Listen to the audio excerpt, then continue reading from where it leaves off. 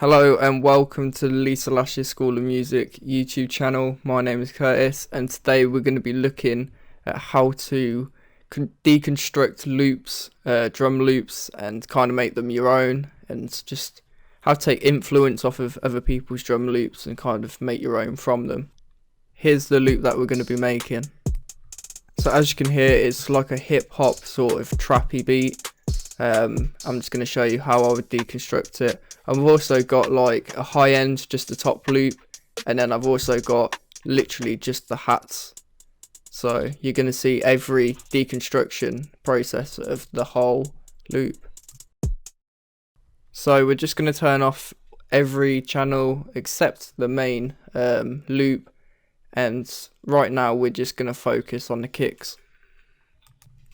So what I do is I listen out for the kicks in the loop, and I basically put a kick wherever I hear one, essentially. And if you struggle with like finding where the loops are and the kicks in the loop, sorry, just have a look at the waveform and then cut the kicks out of the loop and then just move them onto a separate channel.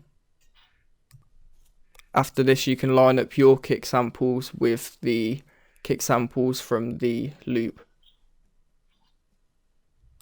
It should sound like this.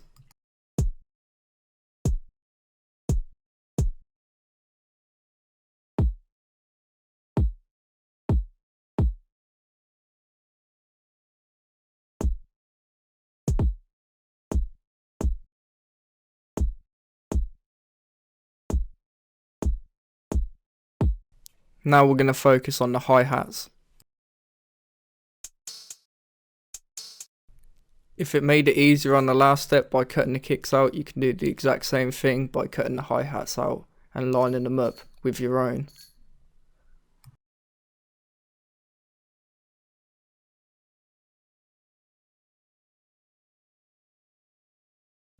Here is what the hi-hat loop sounds like on its own. Use this channel with the hats cut out of the loop as a template for your hat pattern. If done correctly, it should sound something like this.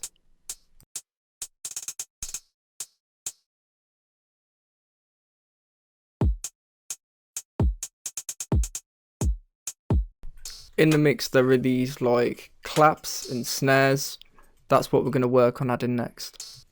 So exactly what I've done is just lined up the snares with the snares in the loop. It's quite simple.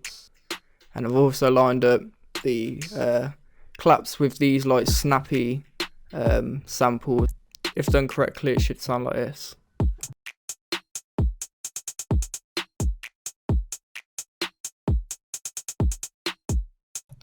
So moving on with the next part of the video, we're going to look at how the hi-hats are constructed. We've already done them, but for the second loop we're just going to see how the top end of the whole loop was actually constructed.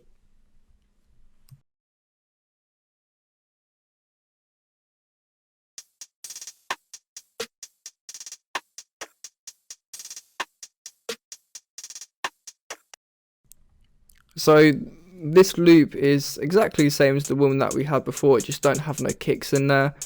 This is called a top end of a loop.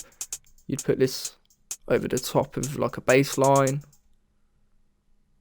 and it just consists of hi-hats, a small snare, and a little clappy click, sorry.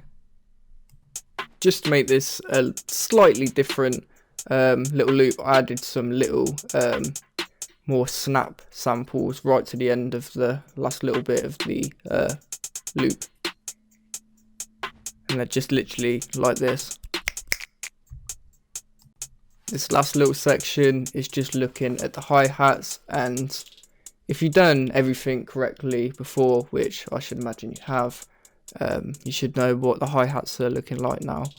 Again, with hi-hat loops, there is no wrong or right way. There's good and bad sounding loops, but there is no right or wrong way. So different sounds make different kind of loops. But all in all, this is what it sounds like.